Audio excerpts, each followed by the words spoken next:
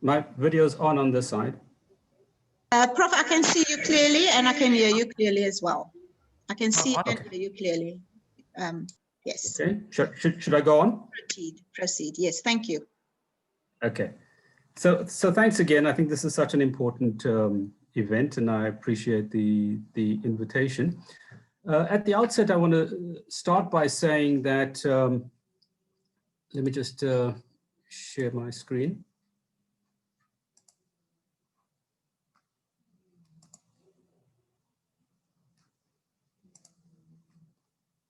Hopefully that screen is visible. Yes, Prof, it is. Great, thank you. I want to say at the outset, I don't consider myself an expert to any degree in the area of intellectual disability. But over the past 20 years or so, which is really the second half of my career, a particular aspect of intellectual disability has captured my attention and captured a lot of my focus and interest and fighting and advocacy and all sorts of things that went with this, as I will share with you in the next few minutes. And that has to do with intellectual disability within the forensic mental health setup.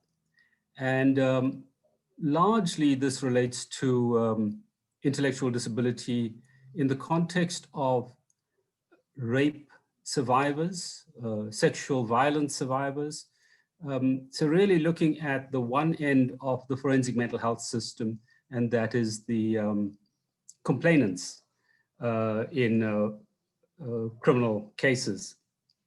So I'm going to spend much of this presentation focusing on that group, but I will also, as we get towards the end, focus a bit on the various ways in which people with intellectual disability who are accused of crimes, who are made state patients, for example, are also disadvantaged.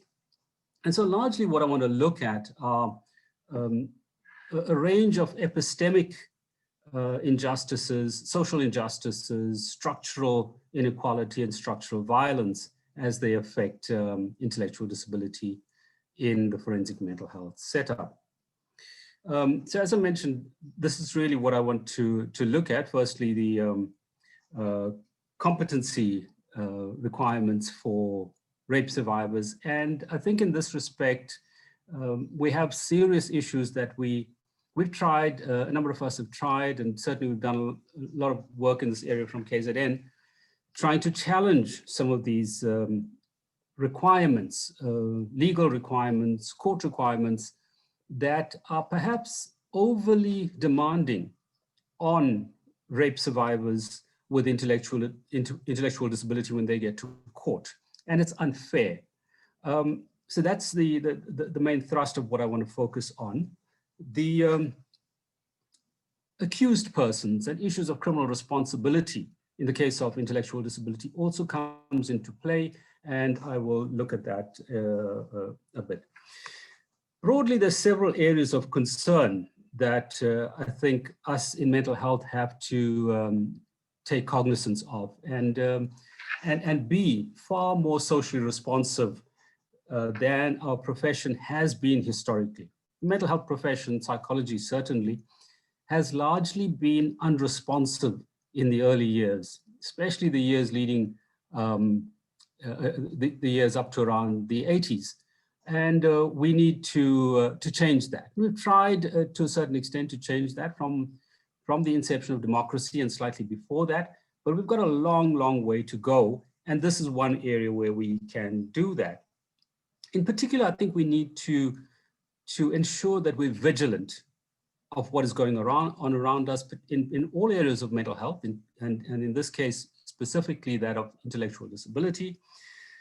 We need to use the scientific data, the scientific research to input and critique the policies, procedures, regulations, and legislations, and the way they affect people with intellectual disabilities, and ultimately use that in order to advocate for change. In other words, to be more socially responsive.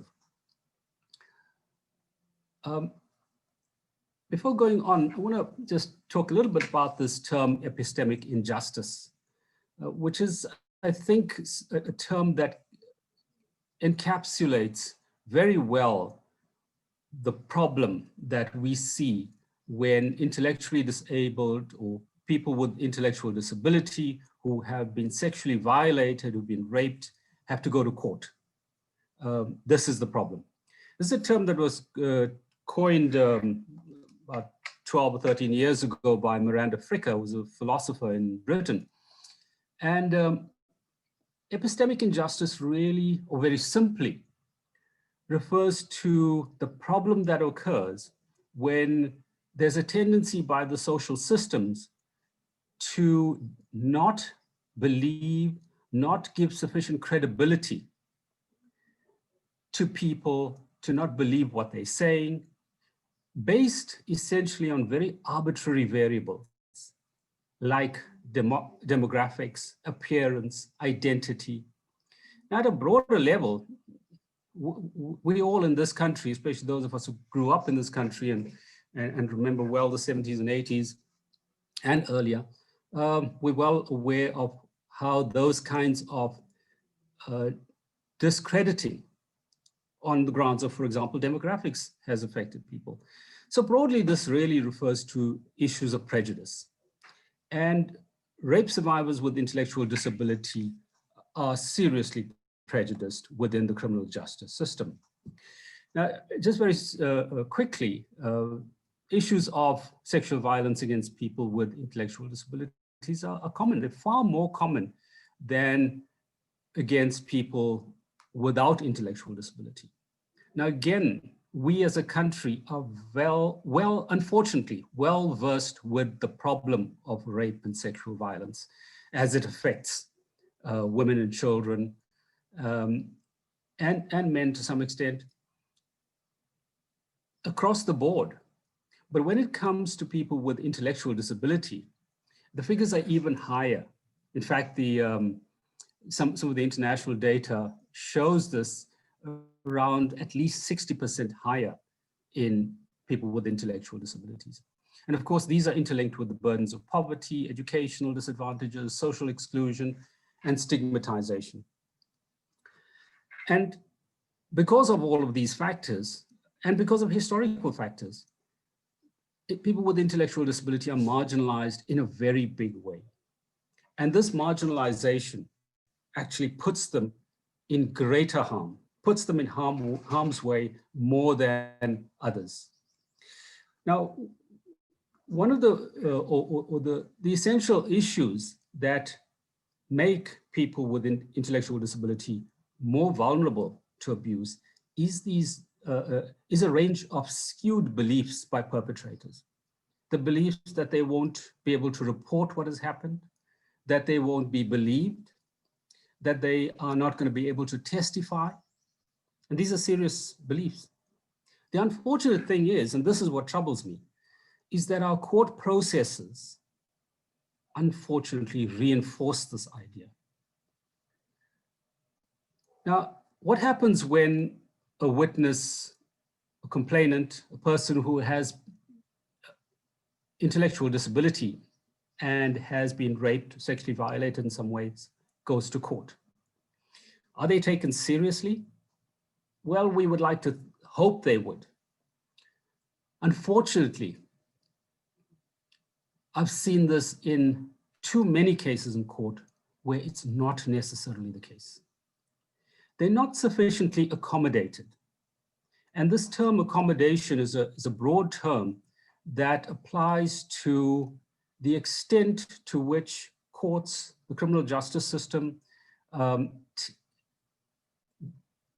provides means, provides, in some cases, supportive devices, in other cases, supportive contextual factors, adjusts their procedural approaches in order to allow people with intellectual disability to testify in the most optimum manner.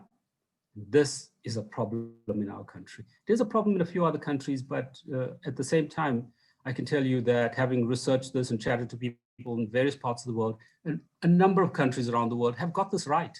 We're still struggling with this. There are preconceived ideas about people with intellectual disability. Can they testify? Isn't she more likely to lie?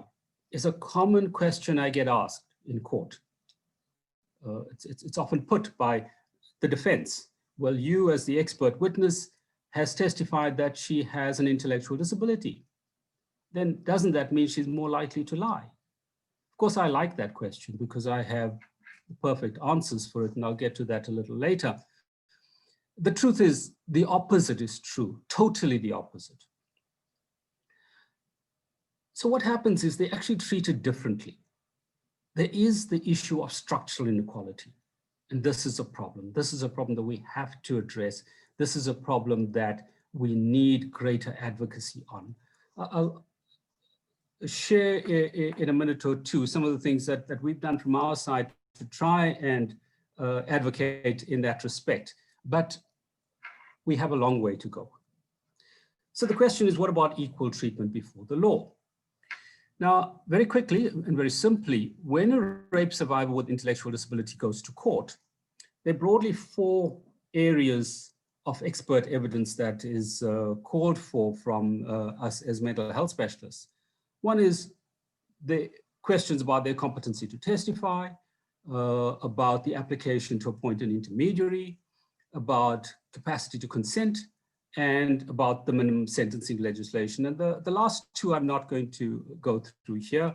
The minimum sentencing legislation, by the way, is something that came about in 1997 with the amendment to the criminal law that says that a person who has an intellectual disability, a physical disability, or is under the age of 16, the person convicted of raping such an individual has to get a minimum life sentence. And that, I think, it's a good thing.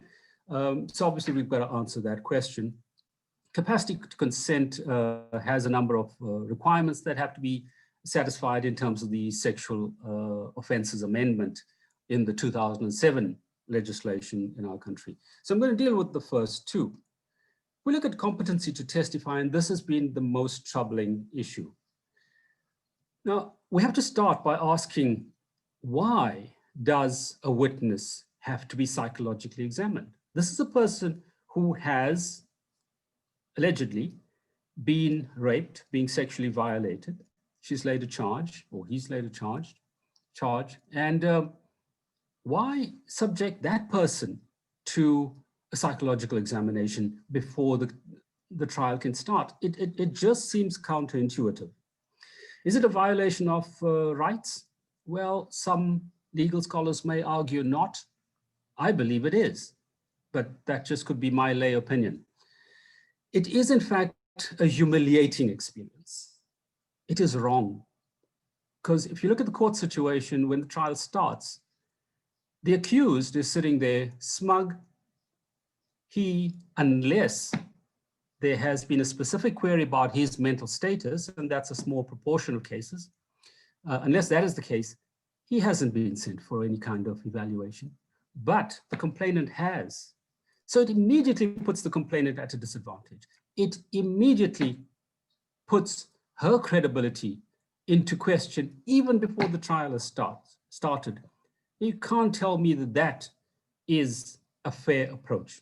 That is epistemic injustice. That's what Miranda Fricker talked about. And that's what we, as mental health professionals, as legal people, as judiciary, as law reform people, all need to start taking greater cognizance of.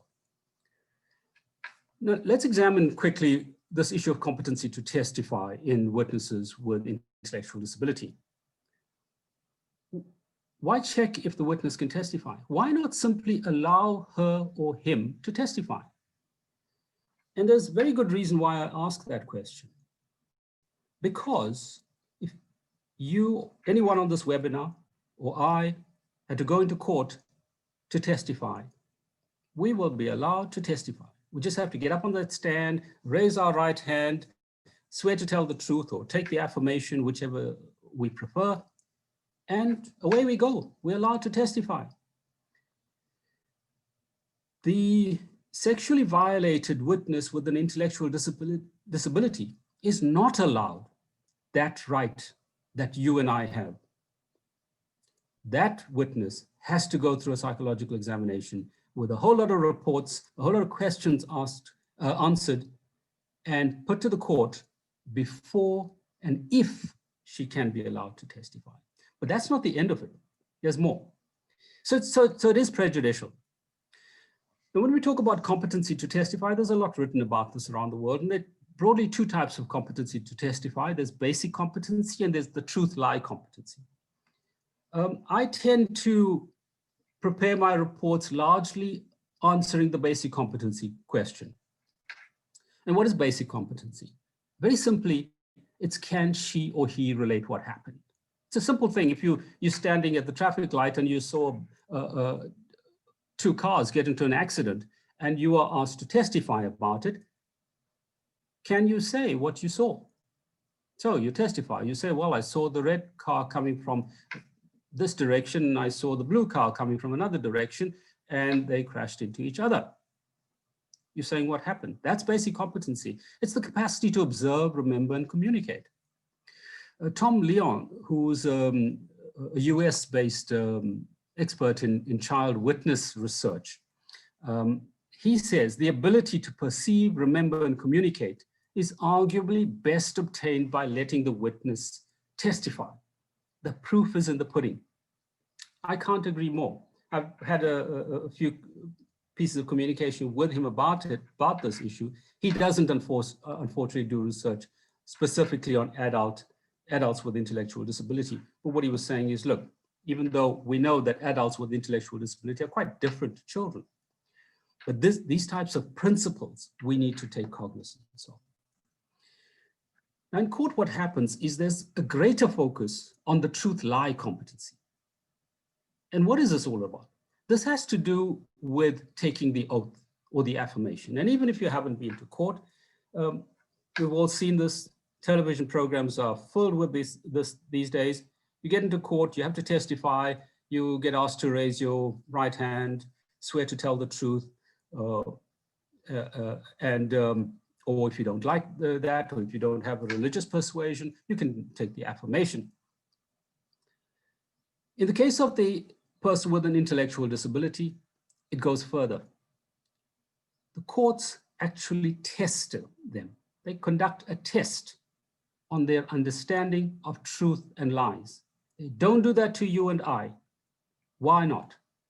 This is discriminatory. We come from a history in this country of very serious discriminatory practices. We need to move away. This is wrong. These are people who've suffered multiple challenges in the course of their lives, and the most recent one being a sexual violation. So we need to change these things. Courts pose abstract scenarios for witnesses to respond to. And if I describe to you some of the abstract scenarios, some of them are hilarious for us as mental health specialists, for us in psychology, for us who know child development. They're really laughable. A court could ask a question like this, hold up this little instrument that I've got in my hand and say, well, if I said to you that this is a cup that I could drink my tea out of, would I be talking the truth or would I be telling a lie? Now, the answer to that seems quite obvious, but there are numerous problems with that. And just to mention one, the most obvious one, and this we know from child development, but really it's common sense. The person asking the question is a person sitting at the front of the court, about at least a meter or so off the ground in a higher position, physically higher position, has a big, colorful gown on. Clearly to anybody, that person, he or she, has great importance. Now you, as a person with intellectual disability, Are you going to want to disagree with that person? He said that he is telling you this is a cup. Are you going to want to disagree with it? No. So, and there are many other problems with this kind of abstract scenarios. The other one, again, very simply, is we know this from human development, and that is the ability to abstract concepts is a higher order function. We've just said, we've just testified in court as expert witnesses that this is a person with intellectual disability. So how can you go and ask her abstract questions? It's just so ridiculous. The inference here in doing these kinds of things is that the ability to distinguish these abstracts, these abstract concepts, to the ability to distinguish truth from lies actually correlates with telling the truth. That's nonsense. There's multitudes of research papers showing that that is not the case. This is structural inequality. What are the human rights implications here? There's a really big research group in Canada at Queen's University, led by Nick Bala, who is a professor of law, and co-investigator on that project is Kang Lee, who's a child development specialist. And they've done a lot of research, and I've had communications with both of them over the years on this type of issue. And they managed to get Canadian laws changed through their research, through the science. And they say that laws requiring more of one group than another in order to allow them to testify are erring in a very significant way. And that's what we're doing in our country, in our courts. Jody Colopin, the current High Court judge, he used to be, as you recall, head of our Human Rights Commission. He spoke at a mental health summit some years ago, and he made this point in a broader context, of course. He said we may need to treat people differently in order to treat them equally. And really, that makes sense. It's the accommodations that we need to do. It's those different accommodations that we need to put in place within the criminal justice system that can ensure that we give people with intellectual disability equal rights to justice. The Mental Capacity Act of England and Wales is a document I've used quite a bit. We do have legislation in our country, but not specifically in this respect. And what it says is that capacity should always be assumed. A patient's diagnosis, treatment, diagnosis, behavior, or appearance should not lead you to presume that capacity is absent. There again, this applies to us. The rape survivor with intellectual disability is actually walking into court with the default position in place that she doesn't have capacity. The court asks her all of these ridiculous questions in an attempt almost to get her to prove her capacity. Nobody can agree that that is a human rights-based approach. Over 100 years ago, in the US, the well-known American scholar, John Henry Wigmore, said, the effort to measure a priori the degrees of trustworthiness in witness statements and to distinguish the point at which they cease to be totally incredible and suddenly acquire some degree of credibility is futile and unprofitable. I agree. Now, many years ago, as I said, I've been fighting this battle for about 20 years. So about 10 years ago, I wrote to the Law Reform Commission to ask them advice on this, and they were very helpful. They wrote me a long letter, but I just summarized, or I just quoted some excerpts here.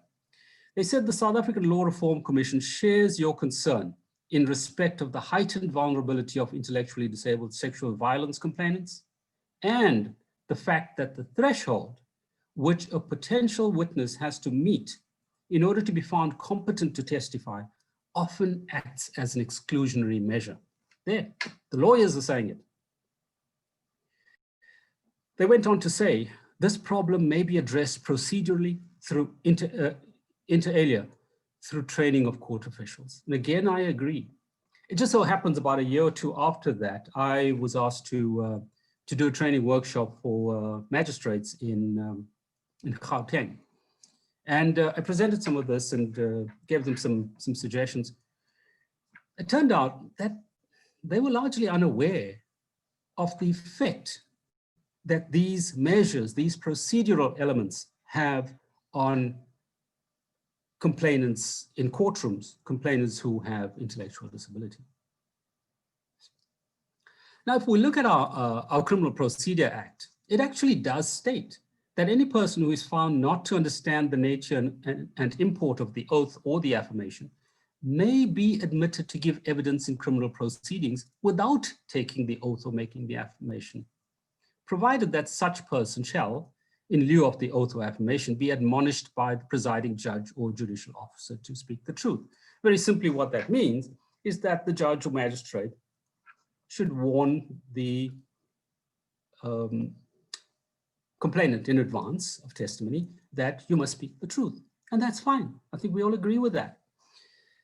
But as I said, that doesn't happen like that. It goes far more than that with these tests of truth and lies being given. Now, the bottom line issue is that evidence, there is evidence, there's research evidence that shows that most rape survivors with intellectual disability can testify. We've done a fair amount of that here in KZN, and huge proportions can testify. It's mainly people in the lower end of the spectrum with severe to profound intellectual disability who have difficulty in that respect. But with those with mild and moderate intellectual disability, the majority are able to testify. They can say what happened. And the mere fact that they can say what happened means that it is such a violation of their rights if you do not allow them into a court to say what happened. That doesn't make sense. So the issue is that the courts are really concerned about their likelihood to lie because they can't take the oath, because they can't define truth, can't define lies, can't make this distinction between truth and lies. So what do we know about lying and intellectual disability? Well, we know a lot about this. I mentioned the work of Kang Lee from Canada a while ago. He's done a lot of this, but many other people have done work on this. The issue is that, or the findings are, the science is that lying is a higher order cognitive function, meaning that you and I, those of us, all of us on this webinar, mere fact that we professional people have reasonable amount of education, we have a greater likelihood of lying across the populace than people with lower levels of intelligence. That is a fact. And this is why, as I said at the outset, I like this question when it comes up in court, because it just gives me something to respond to in the face of these transgressions of human rights. People with higher IQ are more likely to lie than those with lower IQ. And what this Canadian group found was that promising to tell the truth in a courtroom has been found to be far more effective. So for the judge, magistrate, to warn the complainant in advance that you must tell the truth is far more effective. There's no correlation between having knowledge of the concepts of truth and lie and actually telling the truth. In fact, we know in our country and all over the world, there are many, many people with high levels of intelligence, high levels of education, etc., go stand in the witness box, testify, swear to tell the truth, and then they lie through their teeth. We know that. Now, if we look at quickly some international perspectives, the UN Committee on the Rights of Persons with Disability also articulated their position on this. And they said that direct discrimination occurs when the testimonies of women with intellectual or psychosocial disabilities are dismissed from court proceedings because of legal capacity, thus denying them justice and effective remedies as victims of violence. Women with disabilities face barriers to accessing justice, which can lead to their credibility being doubted and their accusations being dismissed. I just want to show you just a few countries and what's happened there. If you look at Irish law, quite a few years ago, they managed to deal with some of this. They, part of their law reads, the evidence of a person under 14 years of age may be received otherwise than on oath or affirmation if the court is satisfied that he, should be he or she, I would imagine, is capable of giving an intelligible account of events which are relevant to those proceedings. Intelligible account simply means just tell the story in simple words. They go on to say that that subsection shall apply to a person with a mental handicap as well. So in our case, of course, an intellectual disability, who is over the age of 14 as well. The UK Ministry of Justice also addressed this issue, and they said anyone competent to be a witness but not allowed to give evidence on oath may give evidence unsworn. And this issue of unsworn evidence is present in several parts of the world. The judge may admonish the witness. Again, we read that a little while ago. It's also embedded in our law. The judge may admonish the witness to tell the truth before the examination in chief or the cross-examination.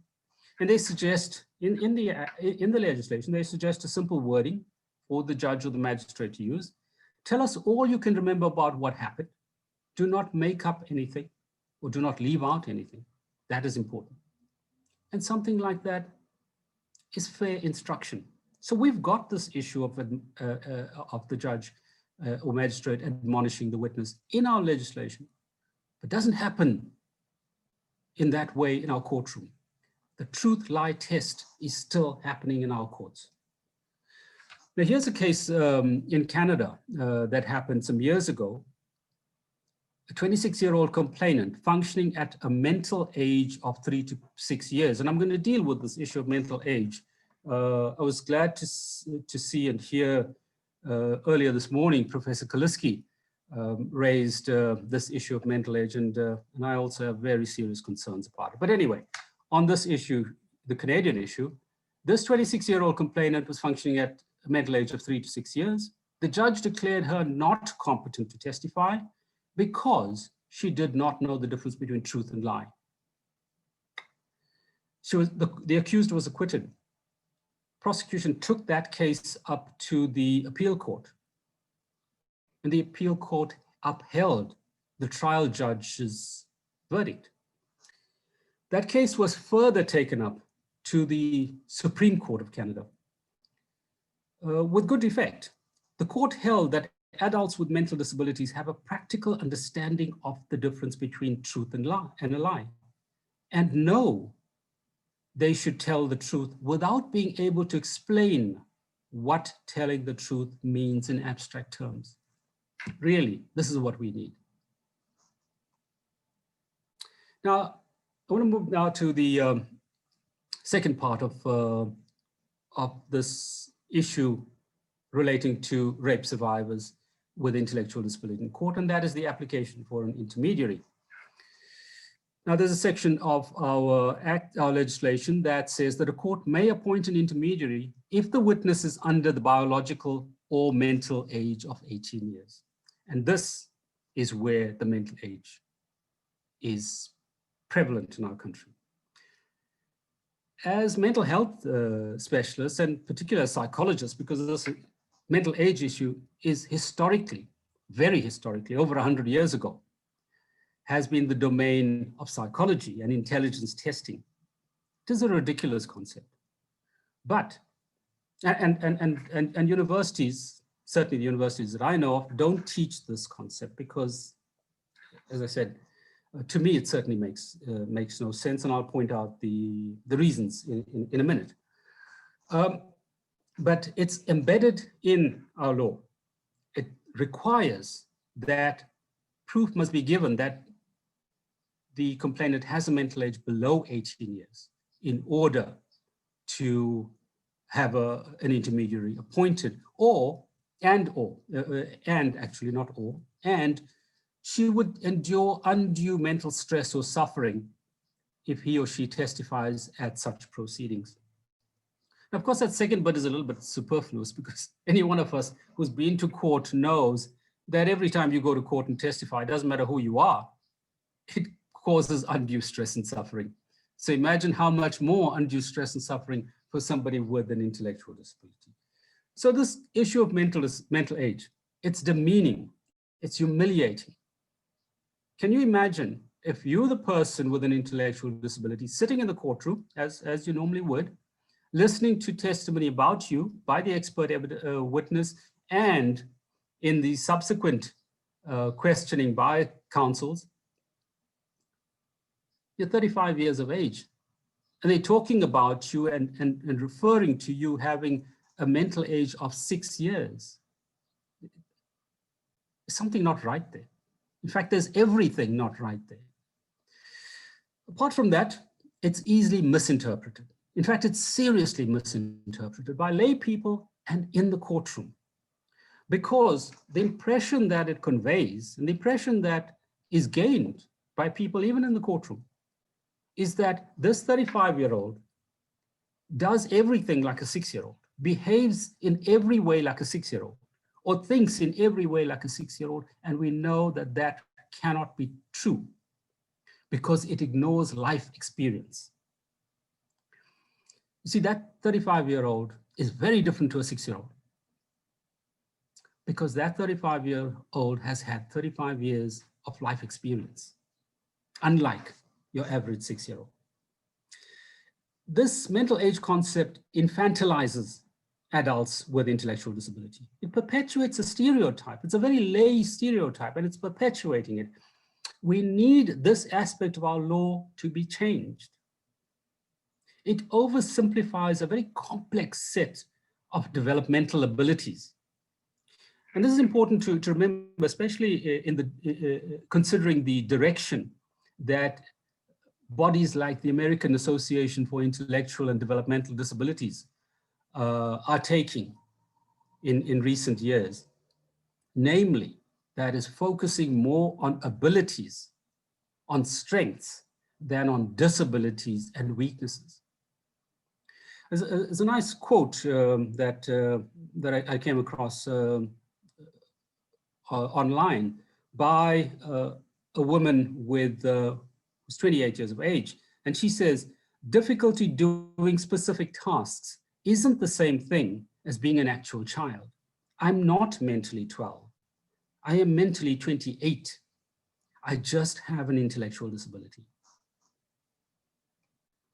So, nearly rounding off, I want to look quickly at intellectual disability and criminal responsibility. So we're moving to the other side of the spectrum now, having just focused on, as I said, what has been the broader area of my work over the years, and that was the rape complainants, rape survivors. I want to look now at accused persons, or persons who have become state patients following accusation of a crime. Now, with intellectual disability, the research has shown us, and I think earlier presentations also showed that today, such individuals are more vulnerable to violent offending. In fact, there's a lot of research around the world showing that they're actually overrepresented in the criminal justice system. And there are many reasons for that. We're not going to have time to go through the theoretical and social, psychological reasons for that.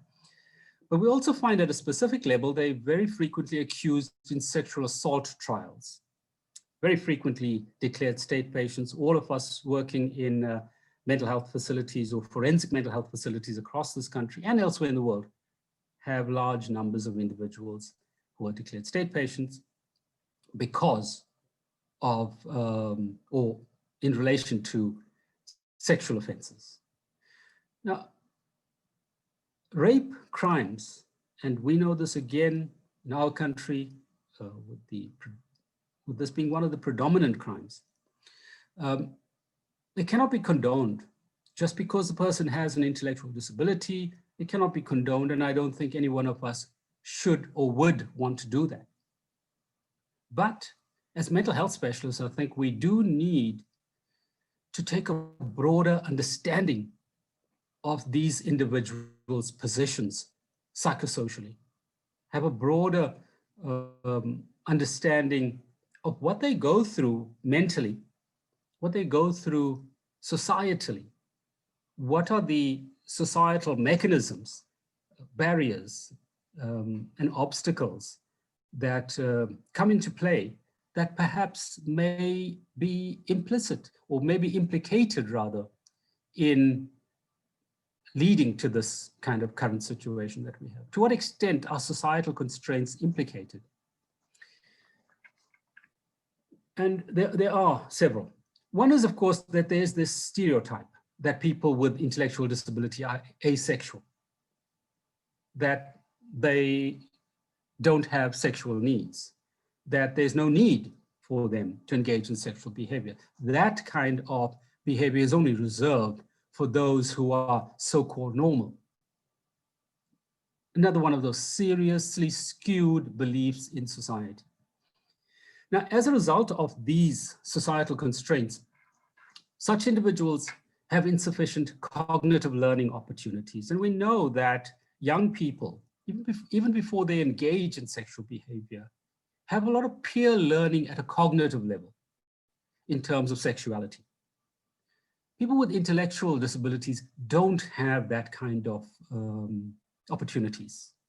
They grow up in a very different kind of setup, unfortunately. And even if they did ask somebody questions in this area, it's frowned upon. So as a result, their grasp of appropriate intimacy behavior may be substantially impaired. In fact, it is impaired. We see this. Those of us working in mental health facilities or forensic mental health facilities that have state patients who have come in following such charges have seen this. So a lot of work being going on around the country. A colleague of mine who works in this area, and Kramers Olin, does quite a bit of work on sexual literacy in terms of helping individuals with intellectual disability, especially those who have been charged or rather have been accused of sexual violence, helping them develop better understanding of sexuality, of sexual conduct, appropriate conduct, and those related areas. There's also the issue of cognitive and cognitive capacities, and the courts tend to make this distinction between cognitive and cognitive capacities. And the term cognitive is actually a very old psychology term. We don't tend to use it much anymore, but it's a useful term because cognition is simply the understanding of or the knowledge of the rules, the laws, regulations in society, what you should do, what you can't do, what is against the law, what is correct, what is moral behavior, those things. Cognitive or conation rather simply refers to the link between thinking and behavior. And so courts, especially in terms of Section 78 of the Criminal Procedures Act, are looking at these issues, what the law is referred to as this two-legged requirement in the law, whether the person has an understanding of right and wrong and is able to act accordingly. And so we may find with a person with intellectual disability that they may have a very basic understanding. Those that do have an understanding may have a very basic understanding of what is right and wrong about sexuality. But the question is, can they act accordingly? And very often they cannot, because again, we know in terms of brain development, in terms of brain functioning, parts of the brain that are required to make these decisions and translate these decisions into action are not functioning in the same way as somebody without an intellectual disability. I think I'm just at the second last slide now. So if we look at people with intellectual disability, they have the same need for intimacy as people without intellectual disability. And it is societal structures that prevent expression by persons with intellectual disability. Now, if we consider this and analyze this, really it's the social institutions in society now in broader community that prevents basic needs being met. And then we analyze that further. It is by definition what Johan Galton referred to as structural violence. And we need to understand that. We need to look at such individuals in that context rather than look at them in the way that society and others look at them in a very prejudicial way. They're understanding their ability to cope with societal requirements have not been, they don't necessarily have that ability, largely because society has not allowed them to develop in that context. Bandy Lee, the one who was very well known because of her work, her recent book on Donald Trump, also had the same thing to say about structural violence. Then just finally to end off, really I'm of the opinion that our criminal justice system is failing witnesses in terms of their ability to testify in court and allowing them to testify in court. We need to train court officials more. We need to allow witnesses to testify and determine their credibility later, because that's what's done for everybody else. Don't try and determine their credibility before they testify. Courts should be adapting to witnesses with intellectual disability. It shouldn't be the other way around. We shouldn't make the witness adapt to the court. We need more work on this in terms of advocacy groups. Recently, Alan Brandt, a medical historian at Harvard, doing a webinar on COVID-19, made this point, and he referred to the South African situation during our denialist period of HIV, where he said that, and as we know to be true, that the decision or the final implementation of ARVs didn't come because scientists said so. Scientists did say so, but it came because advocacy groups like the Treatment Action Campaign and others, because they put pressure, because they put the required pressure on government. And it's this kind of social change that is needed. And so we as professional groups need to work side by side with advocacy groups. And so with that, I want to say thank you again for this invitation to present this lecture. And if there's any discussion, I'd love to participate. Thank you. Thank you, Professor Klinkes. Prof Pllay, thank you so very much for an incredibly thought-provoking presentation and a very serious presentation about the lived experience of having your human rights violated merely because you have an intellectual disability. I think you're quite right. I mean, just the Treatment Action Campaign worked on 5 legs: self-advocacy, bringing evidence, collaborating with professionals. You know, we should be learning from that. I would agree with you, Prof Pillay. So I see no questions in the chat line. May I encourage people to post their questions?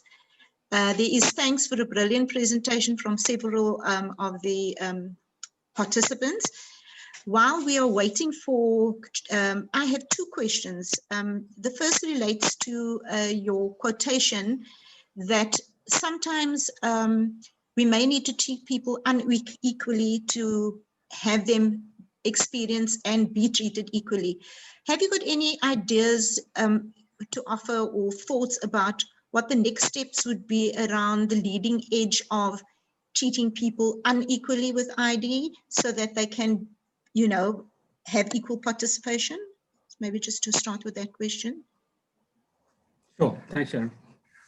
And I think this was the quote that I took from Jody Colopin, and basically what he was saying that, and I think this is so relevant, especially for us in this country with our history. We've always been fighting for equality, and that word equality has been ingrained in us. And when he made this point that sometimes we need to treat people differently in order to ensure that we treat them equally. And so if we think about the various things that we could do, and the issue of accommodations in court come into play, I'm going to refer very quickly in a slightly different context, but I think this is so important. There's some wonderful work going on at the University of Pretoria right now by Johan Bornman, who heads the Center for Augmentative and Alternate Communication. And they've been doing some work with helping people with who have speech problems, and some who can't speak at all, with devices that could enable them to give evidence in court, because until now they can't. So obviously in our field, we're not going to be able to develop tangible, not necessarily, maybe in time we may be thinking in other ways, but not necessarily tangible devices. But we need to have court processes, the procedures adapted. And one of them is this issue that I'm mentioning about doing away with this issue of truth-lie testing in court.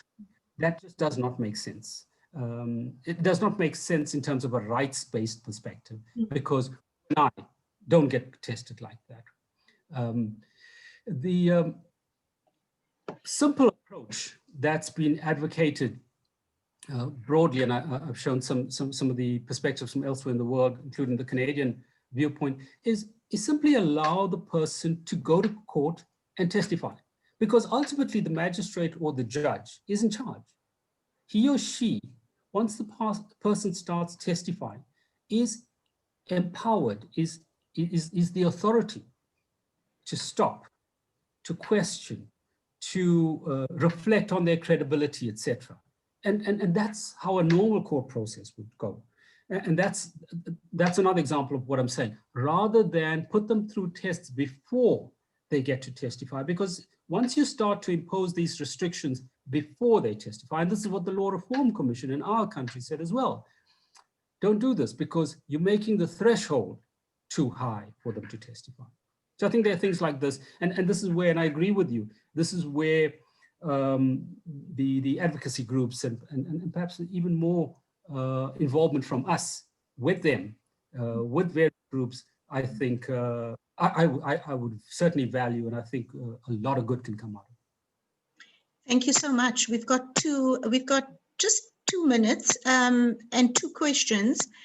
I think the one you've partially addressed in your response here, the court should and can adapt. In which way can they adapt was the one question. I think you partially answered that. And then the second question was around how we might move forward with the issue of addressing the issue of the mental age concept. How should we go forward with that? Comment from Beb. Thanks. I'm just, let's look at that second question first. I'm glad you raised that. I think that's quite simple to address, because really the only place where this is in existence right now is in that legislation that says that in order for an intermediary to be appointed, the person should, the complainant, the witness should have a biological or mental age below 18 years.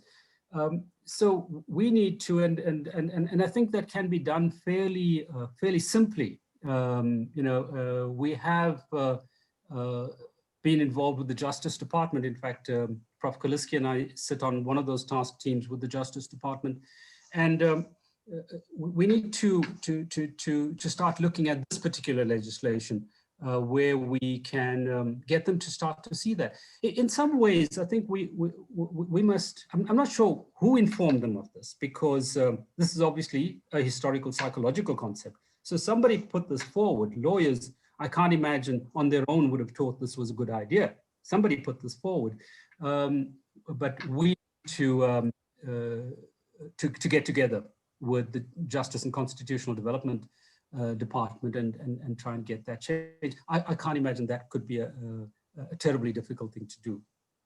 Yes, and I think many of us sitting in this presentation would have heard some of these ideas for the first time. And perhaps our colleagues on that side, in that department, similarly would be welcoming the kind of engagement you're suggesting. And I really think that is we are ethically mandated to actually make that engagement. So thank you for also raising that action item. We will put it in the report as well.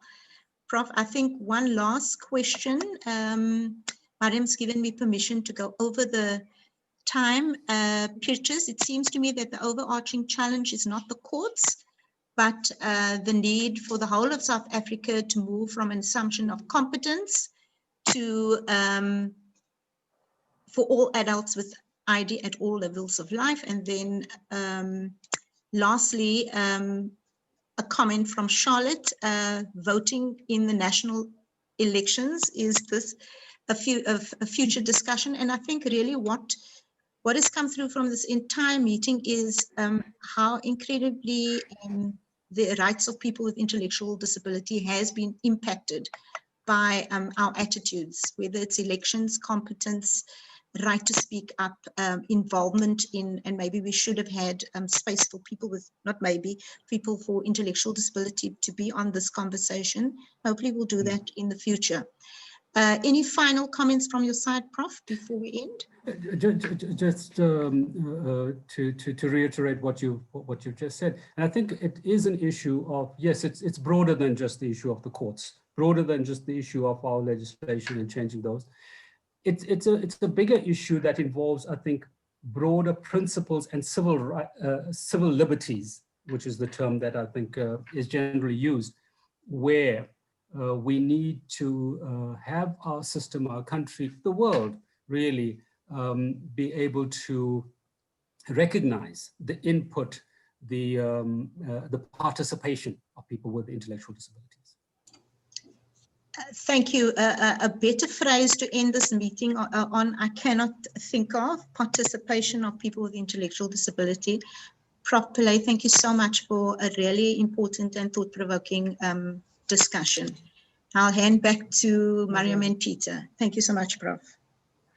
Thanks, Prof.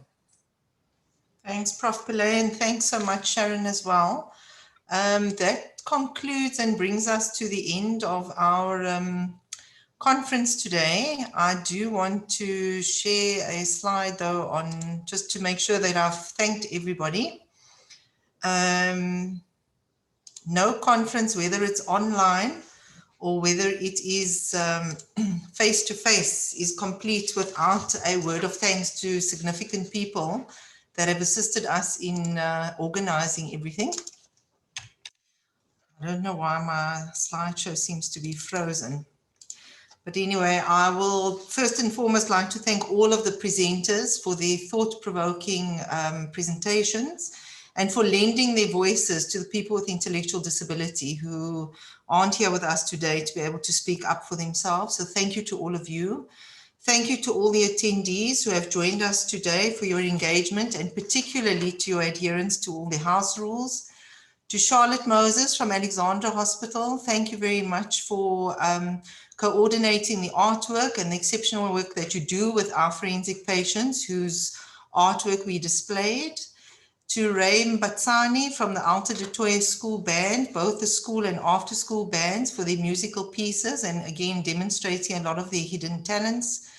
To Nikita Titus and Amy Isaacs for all your technical support prior and during the conference. To Mr. Mohammed Abbas for his graphic design and slideshow presentations. And then to my colleagues and co-facilitators, Sharon, Tony, Fatima, Peter, and Nikita, for your long hours and your unwavering support in assisting with this conference. And then finally to the UCT Division of Intellectual Disability and all the respective stakeholders for your dedication to advocating for the people with intellectual disability. So on behalf of the division, I want to say thank you to everybody. And I hope that you enjoyed the conference, and Nikita, between Nikita and I, will be in touch with everybody's CPD certificate. So thanks very much, everybody.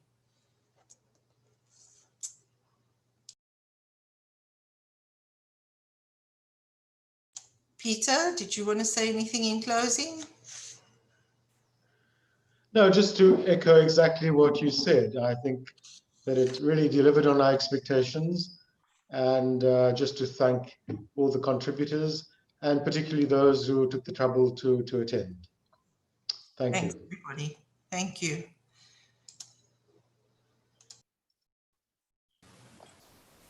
Thank you.